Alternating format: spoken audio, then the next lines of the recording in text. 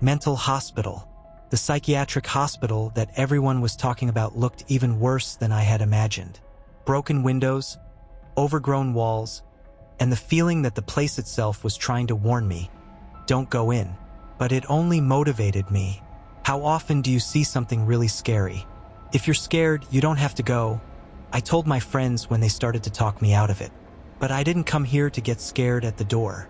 I came in alone. The flashlight in my hand gave off a slightly too shaky beam. I laughed at my friends for not following me, but in my heart I was already starting to feel a little sorry. It smelled rotten inside. The old door could barely open, and the floor felt sticky underfoot. When I turned on the flashlight, the first thing I saw was a shadow. It resembled a wheelchair, but it was somehow different. I quickly illuminated the corner, and everything fell into place, a regular old wheelchair. But for some reason my heart was pounding. On the ground floor, nothing special. Empty wards, peeling walls, pieces of furniture. I tried to film it all on my phone, but the screen suddenly jumped with stripes, as if there was some kind of defect in the camera. And then I heard the first sound, a creak, deaf and dull, coming from somewhere around the corner. I thought it was a draft, and then I heard it again, this time closer. My heart pounded harder, but I forced myself to go there. Something stirred in the corner of the corridor. The flashlight illuminated a box spring bed that was slowly rocking back and forth, as if someone had just gotten out of it. I took a step back and felt something lightly touch my shoulder. I turned around sharply, nothing.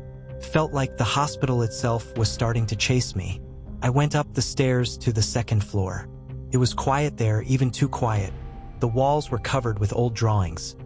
Children, trees, the sun, but all the faces were smeared, as if someone had scraped them with their fingers. I saw a baby doll on the floor. When I pointed the flashlight at it, its eyes were looking directly at me. It would have been tolerable if it hadn't been sitting facing the wall a second ago. "Okay," I said, more to myself, "you almost scared me." The answer was a soft hiss, as if someone exhaled with terrible pleasure behind me. I rushed to the stairs, but the worst was waiting for me there. The corridor seemed completely filled with a black shadow. At first I thought it was a play of light, but when this something took a step, the floor beneath it groaned softly. It was huge, and of such an unnatural shape that every step was accompanied by the crunch of its bones. I tried to hide in one of the wards, but the door was blown off its hinges as the creature passed by. It was looking for me. Its hand, long and pale, touched the wall, leaving a dark mark, as if some kind of liquid had leaked under its fingers. She had no face in the usual sense, just a distorted oval with black holes instead of eyes and a gaping hole instead of a mouth. I ran like I had never run before in my life. The corridors seemed endless, but I remembered exactly the way back. I could already see the exit door through which I had entered. A few more steps, but they were not there. The place where the exit was supposed to be was now covered with bricks that looked like it had always been a wall. I touched it with my hands, trying to find even the smallest opening. But there was nothing. And then, behind me, I heard a sound I will never forget. A creak, a crunch, breathing. It was here. When I realized there was no way out, panic began to choke me. My hands were shaking as I tried to find even the smallest hole in the wall, but it was useless. It was as if the exit had never existed. The corridor was quiet, too quiet. No rustling, no creaking. Only a dull pulse in my ears and the rustle of my heavy breathing. But this silence was like a trap.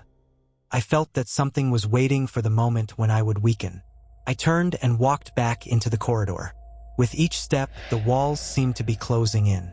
I walked faster, trying not to look at how the ceiling seemed to be sinking and the space was narrowing around me. One thought was pulsating in my head. Get out. Get out. Suddenly I found myself in a room I didn't remember. The door behind me closed by itself, making a piercing squeak. There was a piñata hanging in the center of the room, but it was terribly wrong. Instead of bright paper, there were torn pieces of cloth, and something was dripping on the floor from below. I shone a flashlight on it and saw intestines hanging out. I was almost watching when a bloody toy fell from the ceiling, a child's doll. Its glass eyes looked directly at me. Its mouth slowly opened and closed, but there was no sound. It seemed that she wanted to say something. I rushed to the door, but it wouldn't give way. Then I noticed something in the corner. Cribs, broken and covered with cobwebs.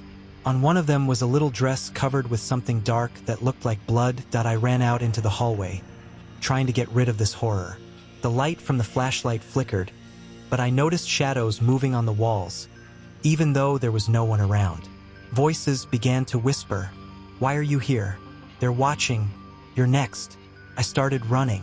The corridor was shrinking, as if the space itself wanted to swallow me up. And then the walls came to life. Hands suddenly appeared from them, thin, with long fingers trying to grab me. They tore at the air, grabbed my t-shirt, and screams came from the depths of the walls. I ran without looking back. At the next corner, I saw a body. A skeleton in torn clothes was lying by the door. There was a note next to it. "I don't know how long I've been here. It is watching. There is no way out of here. Don't believe your eyes." I had no time to think. The silence was replaced by heavy breathing and then a crunch. It was behind me. His head filled the entire space.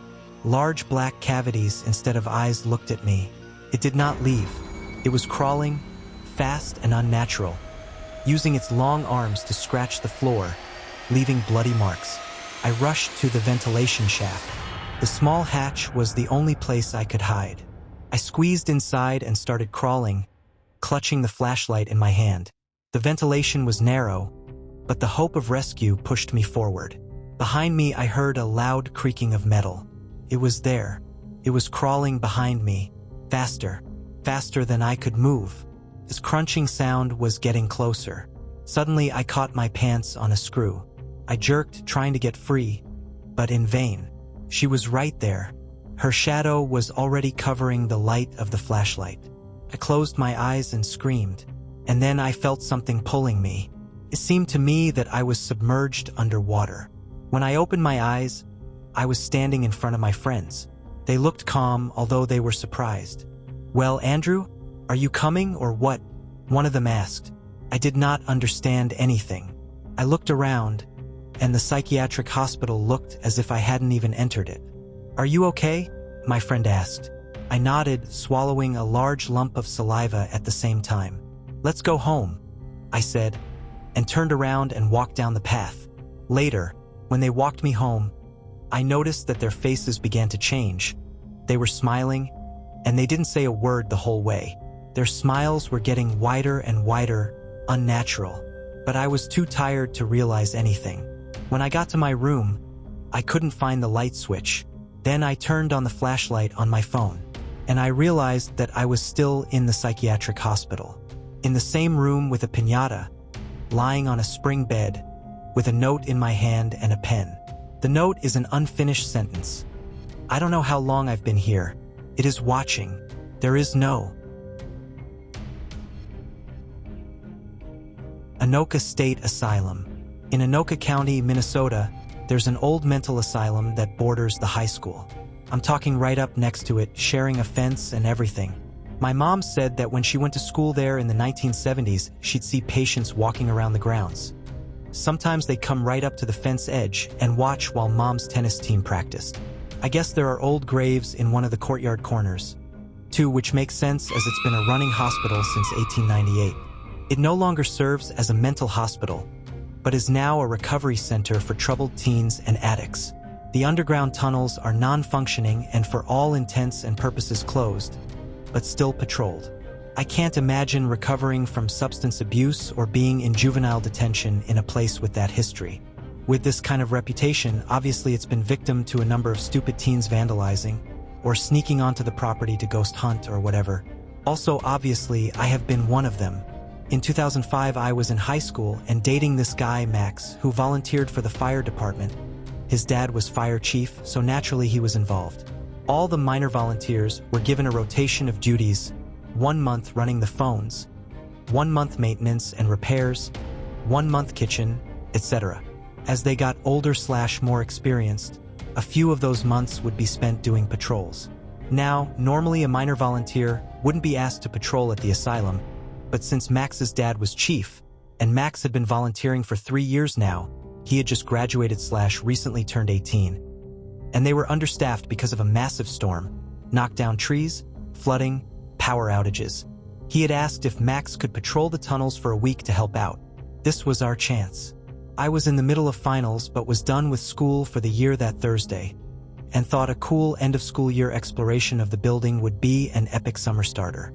He said he'd let me know after his first night what it was like and if I'd even be able to sneak down there.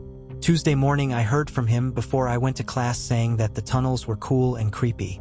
He said he patrolled alone, so I should be able to sneak down there with him for that bit, but might not be able to patrol with him on the actual grounds perimeter, which was fine. All I really cared about were the tunnels. He also said to bring a flashlight because there was a bit where he had to turn off the light before turning on another and the wiring was all wonky. Wednesday morning he said there was a smell down there and I should bring water shoes. Some of the flooding had backed up into the tunnels and likely a sewage break or drowned rats. It wasn't very deep, but was hella gross. Thursday morning he said told me to meet him on the path behind the asylum at 10 p.m. It ran along the river. I was a little creeped out by the idea of walking alone on that path at night, but decided it would be fine. I told my friend Anna where I'd be and said I'd text her a code word every hour to let her know I was okay. The code was a line of lyrics from a Tenacious D song, 1 word each hour, sent in order. I may like creepy things, but I'm a huge pansy. I dressed in ghost hunter stuff, aka all black, with a hood and my rain boots. I held my keys in my hands. That thing you do in case someone attacks you and you think, I'll jab them with my keys and they'll leave me alone, knock on wood. Max was waiting there when I got there, so I didn't have to wait alone, which was great. We started weaving our way through the property, avoiding light posts. We got to the entrance. It was one of those concrete entryways that immediately led to descending stairs. We headed in. The usual graffiti was present, iterations of fuck and penis sketches, and one bit that was just the word no repeating. I turned on my flashlight and we headed down. At the base of the stairs it smelled like absolute shit. It was also at least 10 degrees cooler. He clicked on the light switch at our end and we started off. There was nothing remarkable about the tunnel. Just a bunch of empty, mostly doorless rooms, an inch or so of putrid standing water, and a few pieces of destroyed furniture. I routinely looked through every room and he waited in the main tunnel. The rooms were 10-foot cubes. I both expected to find something horrible and also feared I'd find something ghastly. Most of the rooms were harmless, just kind of gross.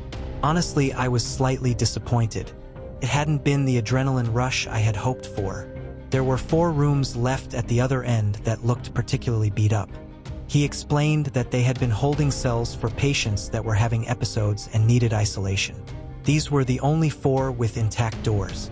I made him come in with me because I was paranoid the door would suddenly slam shut and there was no way I was going to be haunted alone.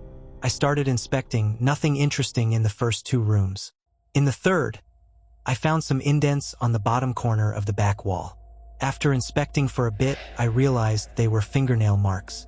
The worst part about them was imagining the position someone would have to be in to make them. Crouching on the floor, back to the door, I found a few more spots of claw marks, all bundled together, marks going in all different directions.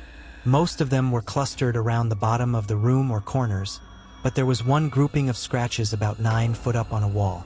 I guessed maybe the person was standing on a bed and just going to town. But the unnatural hay bothered me. At this point, that was enough.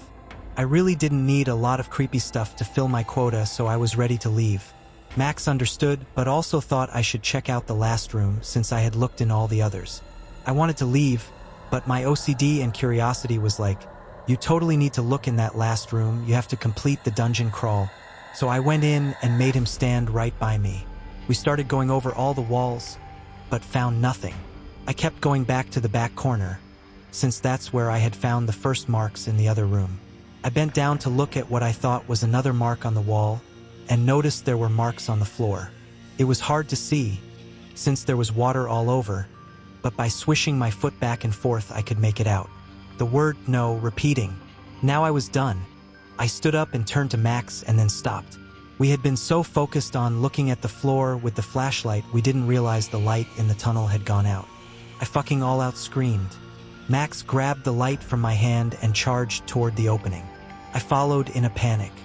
He looked one way then the other with the light before dashing toward the stairwell to hit the corresponding light switch.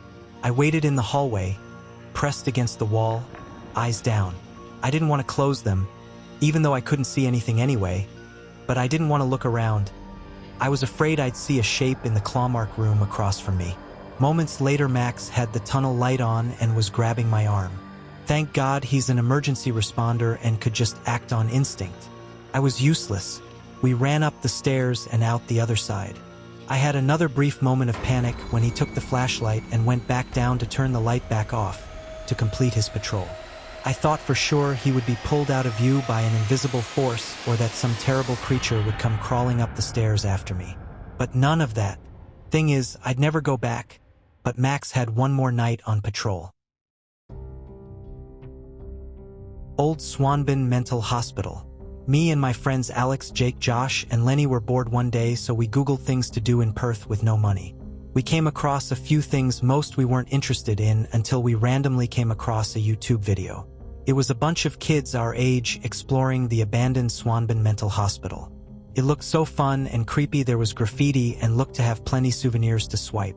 So after a bit of deliberating, we decided that would be the thing to do tonight, and we would bring my friend's fancy new camera and the rest of us would film on our phones. We all got our bus fares together and had enough to buy a jug of wine from this old and almost blind lady who lives in Marangaroo, which wasn't far from us and worth the walk as she never asked for ID.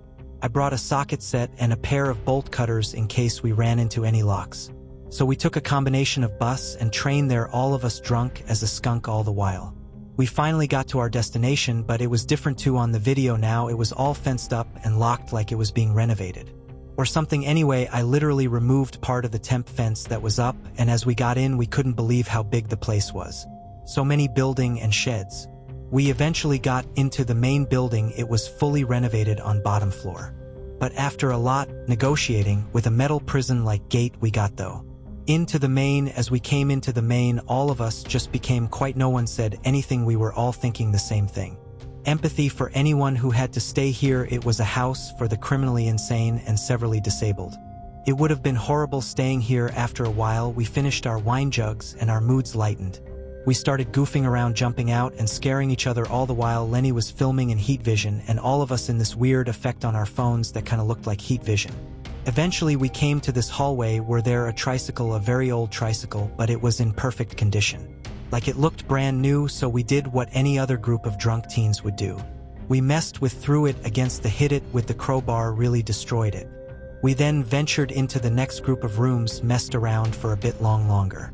Until eventually my friend set up Ouija board, you know, the Hasbro ones. We set up our torches and phones around the board. Then asked some questions for a while, nothing until Lenny asked, anything you want to ask us. Then all our hand got dragged to the letters that spelled why. Lenny straight away asked why. What then? The letter spelled was I born different. Then it started to spell something, but before it could finish it was interrupted by my friend screaming. Then he said one word to make us all run out of there. Cops. We managed to get to the train station by cutting those bushes and parks. We all got home safe and sound, but when I got home I felt really depressed and cold and itchy. But I just chopped that one off to the cheap wine and set my alarm so I could get ready for my shift the next day. I said to my phone as I held the button, Siri, set my alarm for 9 a.m. Then I went straight to sleep, but then at exactly 3 a.m. my phone went off. It was Siri, searching for why was I born different. My blood ran cold and I tried not to make any loud noises or sudden movements. Then I heard something. It was Siri. You're gonna pay for what you did to my bike. I forced my eyes open. There I could barely, illuminated by my iPhone, a deformed little girl. I threw my lamp as hard as I could in her general direction, sprung out of bed, and sprinted to my parents' room. When I told them what happened, they laughed in my face. Then my dad got out his bat and checked my room. Nothing. I sleep on the couch that night with my dog. I didn't see her again and haven't seen her yet, but I still live in fear of her wrath. I know what I saw was too real to be a drunken dream.